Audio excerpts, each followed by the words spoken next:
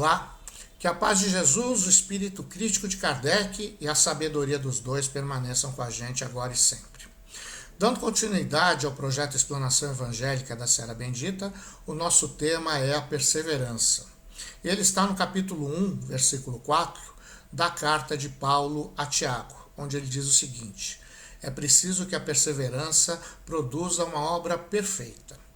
Para que a gente entenda melhor o contexto dessa afirmação, eu vou ler esse trechinho que inicia a carta de Paulo a Tiago, quando Paulo fala do benefício das provações. Ele diz o seguinte: meus irmãos, tende por motivo de grande alegria o serdes submetidos a múltiplas provações, pois sabeis que a vossa fé, bem provada, leva à perseverança. Mas é preciso que a perseverança produza uma obra perfeita, o trecho de hoje, a fim de seres perfeitos e íntegros, sem nenhuma deficiência. Antes da gente entrar na análise propriamente dita desse momento das cartas de Paulo, vamos aqui a uma fábula que fala um pouquinho de perseverança. Conta-se que numa empresa de laticínios, 2 sapos desastradamente saltaram para dentro de um balde de leite cremoso. É melhor desistir, coachou um dos sapos depois de tentar em vão sair do balde. Nós vamos morrer. Continua a nadar, disse o segundo sapo.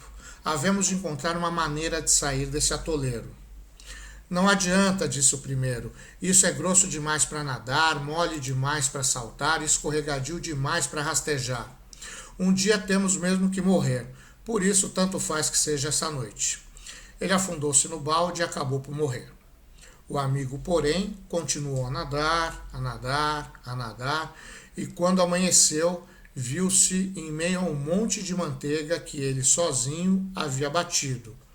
E lá estava o sapo, com um sorriso na sua boca, comendo as moscas que voavam vindas de todas as direções. Essa fábula foi escrita por Neil Esquilin, que é um escritor norte-americano que viveu entre 1938 e 2018. Não é raro, pensando bem nessa fábula, que nós nos entreguemos aos nossos sofrimentos com a falsa crença que sofrer é necessário para a nossa evolução. Não é. Aceitar o sofrimento inevitável é prova de inteligência, claro. Também é prova de resiliência e é prova de resignação. Afinal de contas, lutar contra o inevitável não é muito inteligente. Mas a maioria dos nossos sofrimentos não tem nada de inevitáveis. Eles apenas nos testam para ver o quanto nós estamos aprendendo ou não com as coisas que acontecem na nossa vida. Isso é uma forma da gente testar o desenvolvimento da nossa inteligência e a nossa capacidade de exercer o livre-arbítrio, ambos atributos que Deus deu a cada um de nós. Sofrer, muitas vezes, é apenas demonstrar o quanto a gente ainda não compreende as coisas de Deus. E é bom que a gente entenda que esse sofrer não tem a ver com Deus. Tem a ver com cada um de nós, tem a ver com nós mesmos. Deus não criou nenhum de nós para infelicidade ou criou a gente para que a gente sofra. Deus nos criou para que a gente viva também na glória divina, na glória da própria existência dele. Ele nos lança o tempo inteiro oportunidades infinitas, umas atrás das outras. Será que nós estamos percebendo isso realmente? Será que basta a gente prestar atenção à nossa volta? Será que a gente não precisa refletir sobre tudo o que acontece e as oportunidades que aparecem na nossa vida? Como disse o apóstolo Paulo a Tiago, é preciso que a perseverança produza uma obra perfeita. Sim, a gente precisa perseverar. Não dá para a gente nos abandonar num primeiro momento, assim que a sorte nos falta, assim que aparece alguma dificuldade. A gente precisa perseverar. Não achar que o que se apresenta na nossa vida é algo definitivo, por exemplo. Não se entregar a algo que muito provavelmente é momentâneo e passageiro. É lógico que o que não puder ser alterado, que seja assumido como uma circunstância da vida. Afinal de contas, algumas coisas são o que são. E que ainda pode ser momentânea e passageira. Até a morte a gente sabe já que é passageira. Mas as outras dificuldades, todas as outras dificuldades, elas são feitas apenas para que nós possamos passar por cima delas. O que é que nós precisamos fazer para superá-las? Ainda que precisamos nadar num tacho de leite escorregadio e gosmento o tempo inteiro, a gente sabe que uma hora nós vamos fazer o nosso pote virar manteiga e que nós vamos sair de dentro desse pote.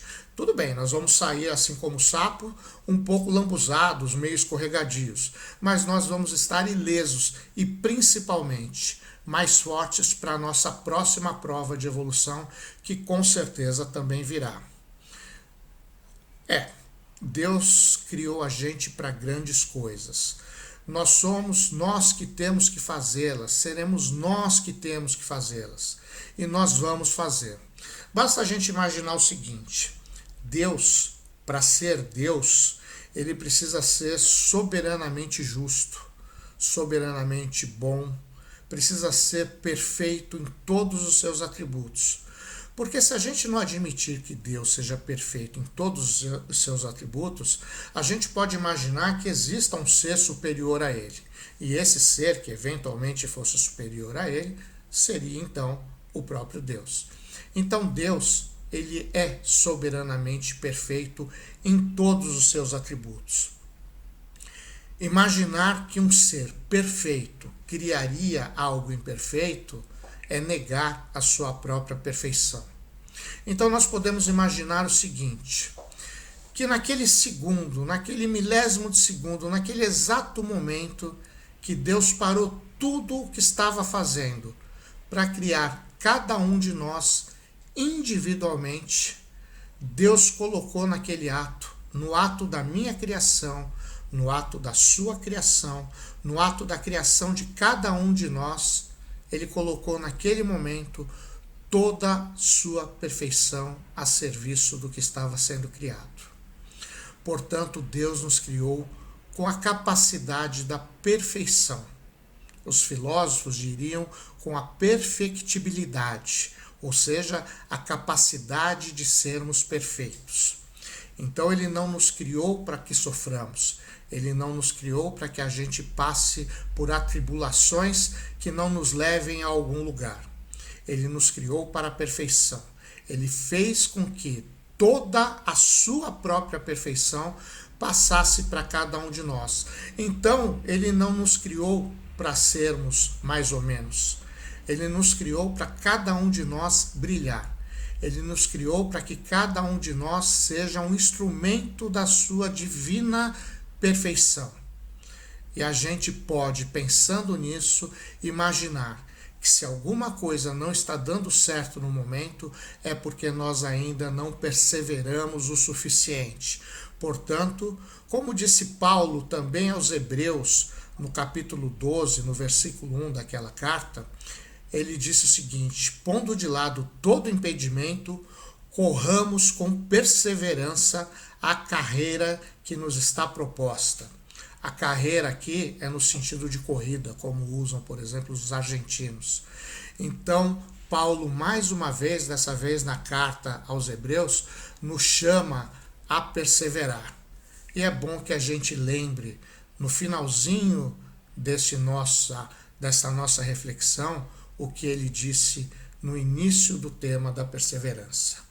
É preciso que a perseverança produza uma obra perfeita, porque assim nós estaremos glorificando a nosso Pai Celestial. Que a paz de Jesus permaneça conosco agora e sempre.